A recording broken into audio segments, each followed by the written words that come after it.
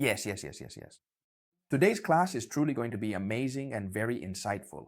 I'm going to show you how Aaron Nimzovich, who is one of my absolute favorite chess players, deeply understood the game of chess in a fascinating game he played in the year 1926 against Akiba Rubinstein, two of the very best players of their time, where we're going to learn a ton of valuable things. This class that I'm about to teach you is actually one I gave just a few days ago to one of my best and most dedicated students, and we were both absolutely blown away by this incredible game, so I am confident that you're going to be fascinated. Nimzovich, the player with the white pieces, the one I was telling you is one of my favorites, is known as the father of modern chess. He brought a lot of innovative new ideas to the game of chess when it comes to understanding positions. Let's take a look at this game, which starts with the English opening. You don't see it very often, do you? It's much more common to see the king's pawn or queen's pawn, but well, this one too. It's a fairly well-known and commonly played opening, and here we have the double pawn structure of the English opening, specifically the symmetrical variation. I'm going to go through these opening moves a little faster than usual, but don't worry, because by move 3 or 4, the real action starts to unfold. Up to this point in the game, as you can see, they're just normal, standard, and typical development moves. Nothing out of the ordinary yet. So I'm going to ask you to pay a little more attention than usual in this video, because I think the level is just a bit higher, all right? I think you're going to have to be a bit more focused. That said, if you really make the most of it, you'll definitely get a lot of valuable insights from this video, and as a result, you'll improve your chess level. Alright, this is where things really start to get interesting when Rubinstein decides to play this d5 move on the third move, right? It's a pretty popular move nowadays, but back then it was considered a bit of a novelty, wasn't it? So what is this pawn actually doing on the board, and why is it important? It's telling white, go ahead and capture me. Logically, we're going to have to capture it because they're offering us a queen's pawn in exchange for a bishop's pawn. These kinds of exchanges are almost always advantageous for us. And so after knight takes, let's see how things could continue. The most popular moves could be, for example, e3 or d3. Knight takes knight usually isn't the best because then our opponent's queen would come in, centralized as you can see here in the example, and it would be very difficult to drive her out. We wouldn't have any piece or pawn to immediately chase her away, and here Nimzovich plays a move that seems to go against the usual patterns, but in reality, it's a very strong move. It has pros and cons, and we're going to understand them well. We can all see the advantage, right? A centralized and powerful pawn. It currently threatens a knight that will have to move soon, but what is the real downside of this pawn move in this position on the board? The real downside is that it leaves its partner, the queen's pawn, behind. You know that whenever we play chess, we should always think of all our pieces as, I don't know, like our family, right? We really can't neglect any of our valuable pieces because each one truly matters. In this case, it's true that the queen's pawn is left in a very bad position. Why? Because the c-pawn doesn't exist, and the e-pawn has advanced, meaning it's left all alone, poor thing, and it won't be able to advance easily. So here, black plays a very interesting move, which is this one right here, knight to b4 on the chessboard now, and it's really starting to pose some significant problems and threats. This knight clearly wants to take advantage of the openings or gaps that we've specifically left here in front of the d-pawn right now. For example, now, black could be threatening this knight jump to d3 check, and I'm going to capture this other bishop. And the only way to avoid it would be to give up our light squared bishop so that then the queen would recapture the bishop and once again be placed on a very strong square. Therefore here, surely many of you would think, well, I'll play d3, right? And what exactly am I doing with this d3 move, and what are the consequences of making this particular decision in this position? Very simple, preventing the knight from jumping in to this square because this pawn is now well defended by both the bishop and the queen. But Nimzovich said the following, he said, I don't care if you jump in with your knight. In fact, I'm going to play bishop to c4. So that if you want to jump in with your knight, it would even seem that I should recapture with the bishop and lose another tempo with the bishop. Do you know what Nimzovich's plan was? This is very complicated, I am fully aware of that. I am not asking you to try to guess it, I simply ask that you listen carefully. Nimzovich's plan was that if black, that is Rubinstein, had played knight to d3, which, let me remind you, did not actually happen in the game, his real idea, his true intention, was that at this point he would play king to e2. Interesting, right? In the event that the knight is captured by the bishop, it would simply be rook takes knight. If this check here follows, the king would just hide on f1 and absolutely nothing significant would happen as a result. This knight here could potentially be driven away in the future, and the king would castle artificially. And if the knight returned to its original square, which logically it would have to move because it's being attacked twice. If it went back to its original square, then rook a1 would follow and the king could hide on f1. So we see that this move after knight to e3, king to a2 would be very strange but also very effective, right? How do we know all this? Because Nimzovich himself mentioned it in one of his books, right? That after this move he would play king to e2. How interesting, right? The black player, however, instead of jumping with the knight as might be expected in this situation, chooses to play a 6, completely cutting off the bishop's diagonal and restricting its activity. This is a very good idea. Nimzovich, recognizing the urgency, castles short before it becomes too late to do so safely. Now black no longer has the opportunity to jump here with the knight because it would no longer result in check and therefore would not accomplish anything at all. So instead, he simply castles as well. Knight to c6, and here white would absolutely love pay close attention to play a 3 in order to force the knight to retreat, and then exchange this light squared bishop for the knight, which would leave doubled pawns on the a-file. Additionally, there would be an isolated pawn on the f-file. This position looks extremely promising for white, but let's take a closer look at what actually goes wrong. What goes wrong here is the following. If we play a 3, the knight would simply jump back to d3 again, maintaining its strong position. So despite appearances, white's plan does not work as smoothly as it might seem at first glance.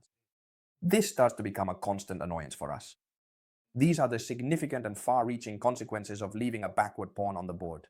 That's exactly why Nimzovich says, look, before it's too late, I'm going to place this pawn carefully on d3, making a strategic decision, so that it is well defended. And now this knight can no longer jump. What is the real threat? Have you been paying attention? What is white threatening now? The threat is simple. A 3, forcing this knight to retreat to a 6 and allowing for this kind of exchange or not, but the position would be favorable for white. What do black do to prevent this? Knight to d5. With this move, they centralize a knight in the center of the board and leave the c6 square open, allowing them to retreat their other knight if, at some point, we decide to drive it away. And here begins a masterpiece by Nimzovich, a display of incredible understanding and deep positional insight. I absolutely love watching these kinds of games, where it's not just a tactical blow that wins, but rather intuition and a true, what is this called? A true analysis of the game. And look at what he does, knight takes knight. At first glance, it looks like a simple exchange of knights, right? And on top of that, they're threatening our knight on c3. Pay attention to what comes next. Nimzovich thought to himself, this pawn right here is going to end up being very lonely and also quite badly placed on the board. So what I'm going to do is bring my knight back to the e2 square, all the while attacking it. For now it's well defended. For now there's no problem. But as we have discussed before, we already know that this pawn can be attacked quite easily in this particular situation. If I ask all of you, how would you defend this pawn well and end up with a good position in the game? I'm absolutely sure that all of you, each and every one of you watching right now, have thought of the move e5, which as it turns out would actually be a mistake in this particular position. I'll explain exactly why that is. All of you who have seen my private lessons, perhaps for example from the most anticipated pack of the year, which by the way is now already completely sold out, those of you who have had the opportunity to see it will understand that here in this position we have a pawn chain. And you'll also understand where should we attack the pawn chain. In this case, the fundamental essential idea is that you attack the pawn chain at its base, at the very foundation. Our opponent, on the other hand, can't attack our pawn chain at the base because their c-pawn is gone. So here, in this specific situation, the move f4 would actually be winning for us. How should this pawn be defended? Well, the only possible move here would be f6, and that already looks quite unfavorable and bad, doesn't it? The other option would be bishop to d3, but after the exchanges, this pawn would still be isolated and alone, and it would be very easy to capture. Therefore, if you've watched the lesson, you'll understand that f6 is the only possible move. And simply after the exchanges and queen to b3, as you can clearly see here, the difference is significant. The position is, for all practical purposes, almost certainly won for white. The entry on f7 is starting to become truly lethal, especially with the bishop, the queen, and the rook all working together. So, if we rewind just a little bit to better understand the position as a whole, we'll realize that right in this particular position here, which is exactly where we are now after the exchanges, what's really happening? This pawn is here. What's happening? Now black can't properly defend this pawn. The c-pawn isn't there, and playing f5 would be a mistake because of f4. Do you understand? So be careful, because black's position is starting to get delicate. They play a move like 6 specifically to drive out this bishop with the move b5. And now at this point, Nimzovich simply improves his knight in a subtle and elegant way. With the move g3, you'll soon see the truly beautiful, insightful, and strategic maneuvers he makes with this knight, which you'll absolutely love to watch unfold. Bishop to e3, bishop to e6, preventing possible pawn advances at some point in the future and effectively closing the position. Then very quickly, without even thinking for a single second, Nimzovich plays the move f4, taking complete control of the center of the board, absolutely dominating, and above all, leaving the d5 pawn completely isolated and vulnerable, which at first seemed like a lethal weapon for black, but is now interestingly turning into a real and significant threat for black themselves. What these players from that era did, which I absolutely loved, was provoke. They provoked their opponent a lot, encouraging them to advance, to weaken themselves, and then there was no turning back. This pawn is going to be weak for the entire game. Short castling, and now at this point in the game, the play continues with queen to f3, gradually improving the pieces, Nimzovich with the white pieces. A prophylactic move is now played for the black pieces, king to h8, which is a typical move when there's a bishop aiming with x-ray pressure along the diagonal, right? This is a standard defensive idea in such positions. The king steps aside and thus doesn't have any kind of problem. There could always have been some kind of problem with exchanges. Bishop to d2, developing the last minor piece that white has left on the board, and now it's not to threaten this knight directly, but rather to have all the pieces well developed and to connect the rooks together. Pay attention, because a critical moment in the game is coming. Rubinstein decides to break the center with f5. Time to stay calm. I'm sure this happens to all of you. They break through in the center, they place a central pawn, they threaten us with exchanges. Alright, stay calm. Let's analyze the situation carefully. I'm sure that many of you get nervous here and don't know what to do. You capture, you advance, be careful. Would advancing be a good idea? Well, let's see. Yes, it wouldn't be a bad idea. Would capturing be a good idea? Let's see, that would also be a good idea. In this case, both would be good ideas, but not the best one. Do you know what the best one is? Think first. What happens if they capture me? Well, honestly, in this case, nothing really happens to me. If, for example, I improve my rook and place it on a file that's going to open when I want, what happens if I let myself get captured? Well, nothing would happen, because if they capture me, for example, I recapture with the knight and improve my position. I place my knight in a strategically centralized way where no pawn can currently drive it out, so it's securely in an advanced position and significantly threatens the bishop on the board. This pawn remains completely weak because it's isolated, because it can be advanced at any point, since that would be dangerous. Pay attention, because if it advances, many of you might be thinking there's a pin here, but first there would be knight takes bishop, pawn takes, queen takes knight, and then, after the exchanges, it could end up being captured. This rook with checkmate, so this is already very dangerous, right? Therefore, we've realized that it's not dangerous for us to be captured here, so Nimzovich very wisely says, I'll place this rook well, and when I want, I'll capture. If he wants to capture me, that's perfect. It works perfectly for me, as we've just seen. Very well. The game continues with this knight to e6. This move looks really good, because the knight wasn't doing anything at all here, right? It was completely out of play. Well, then we keep improving our position. It's the typical plan. When we have nothing else to do, we improve our pieces. In this particular situation, we actually know which file is going to become an open file. As a matter of fact, it's really good to look ahead in advance, right? We're seeing that in a few moves, whenever we want, we can open up the position. We're going to double rooks on that file. Queen to c7, a critical moment. Mistake. Not a mistake. If you look at this game with the engines, they'll say, Kota, good move. Relax, good move. Queen development? Why? Because nothing is left hanging. But many times, the engines aren't able to understand everything that's behind a position. Let me explain. It's true that engines are 1,000 times better than us. Yes, that's right, but I'm sure you've seen times when they don't really understand the position. The idea here is that queen to a17 is actually moving away from the real danger, which is, in fact, on the king side. And now, without wasting any time, the Soviets decide the following. They capture here, opening up the position in such a way that they accomplish several things at once. They open the position for the rooks, they open the position for their bishop, which had pawns in the way. Now it's completely free to join the attack. So they're helping all their pieces, the bishop, the rook, and they come up with one more idea, which is important in this particular situation. And this is wonderful. He also wants to bring in this knight that's not doing anything. And do you know where he wants to place it? In this position, g5. Obviously, it can't be placed there immediately, right? How should he do it? Well, here.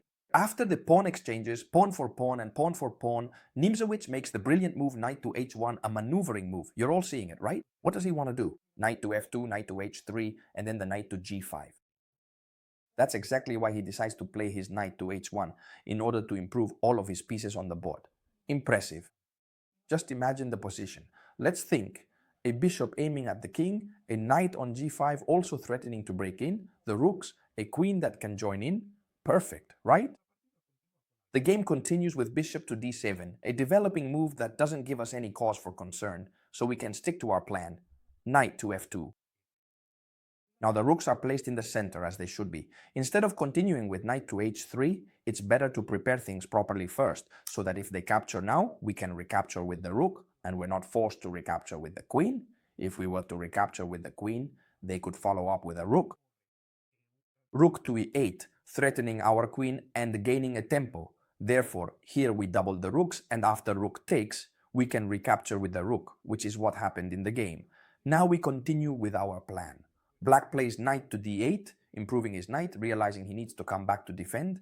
And of course, Nimzovich continues with his plan of knight to h3. Beautiful, isn't it? This bishop becomes active and threatens our queen. Let's think for a moment about where we want to move the queen. It wouldn't be a good idea at all to block with the bishop, would it? Do you understand why? To put it simply, for instance, they could exchange bishops, and in doing so, we would lose a key piece in our attack, so it is generally better to move the queen instead. In this case, queen to h4 seems like a very good idea. It wants to join the attack and also puts pressure on the f7 square. Of course, Rubinstein doesn't hesitate for a second to attack this queen, which retreats to h4. But now it's true that black is weakening a bit, no matter how well they might handle things with the king. Pay close attention to what happens next, because this is a world-class maneuver. You need to really understand this maneuver, so focus your attention carefully. Do you know what Nimzovich does? He pulls the queen back. For what purpose? To force this bishop to come and defend the opponent's pawn in order to protect it. And not only that, but now he puts even more pressure on the bishop. What he's managed to achieve here is to successfully divert the bishop from this square over to that square. So now, as a result, he brings the queen back to h4. This is a truly wonderful sequence. You can watch it as many times as you need to fully appreciate and understand it. He pulled the queen back to divert a bishop from the defense, and once he achieved that, he brought the queen back. We're in the same position, but with one less defender. Spectacular. And now we start threatening to come in with the rook with the queen, in such a way that with the bishop here, it wasn't possible. An impressive maneuver, right? This lesson truly deserves a really good like, doesn't it? Please leave me a good like, because I actually did this lesson with a student who takes paid classes, okay? In other words, this is a very valuable lesson. And let's see how Nimzovich continues, because pay attention, the best part hasn't come yet. Black logically has to defend. Rook to e8. For what? To prevent the rook from entering on the 7th rank. But anyway, Nimzovich says, "You're threatening my rook, but I don't want to trade rooks because I want to keep it. I'm going to place it on this advanced square on e5, which is brutal. If you want, go ahead and capture my rook, because then this pawn will become very strong, attacking this point, and I'll also free my bishop." Impressive, right? You see it, don't you? If you want to take my rook, take it here. Because then this pawn supports f6, frees the bishop to come to h6, and that's going to be extremely dangerous. Logically, you shouldn't capture this rook. With better judgment, black plays knight to f7. Threatening that rook, do we want to move it? No. Not under any circumstances, it's very well placed. So I'd rather exchange the bishop. It's true that we didn't want to exchange the bishop, but in this case it's quite necessary. You can't capture with the king, because then we'd come in with the queen on h7. So you absolutely have to capture with the queen. And once it's captured, what move do you like? Exactly, our plan, knight to g5. Threatening a queen that's in a rather precarious situation. There's only one good move here for black, because the queen is being threatened, and there's also the threat of entering on h7 with the queen and the knight, which would end in checkmate. Right now the threat is queen takes pawn, king to f8, and queen takes f7, checkmate. Therefore the only move to defend both is queen to g8, right? And then rook takes rook, you see? He exchanges when it suits him. He can't capture with the queen because he would lose the defense of a 7, so he has to take with the bishop. And once he captures with the bishop, how do we continue? Well, a wonderful move. The queen returns to d1, threatening to enter on e7. Wonderful. How can black defend here? The player with the black pieces has it tough.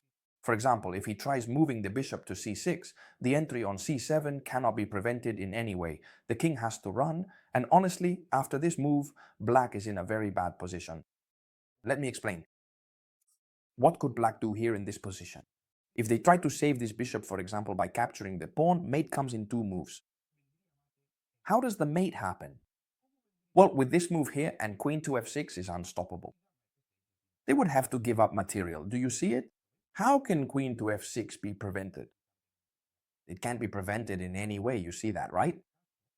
So in this case, let's put everything back as it was. The position, it was like this. Let's set it up correctly. Instead of capturing this pawn or moving this bishop, the black player desperately tried to cover the checkmate with queen to g7. So here, Nimzovich simply doesn't complicate things. How would you finish the game in a simple way? Well, the idea is that we would play queen takes queen, king takes queen, and now we would capture this bishop. So if we take a closer look, we can notice that we've actually reached an endgame position with an extra piece on the board.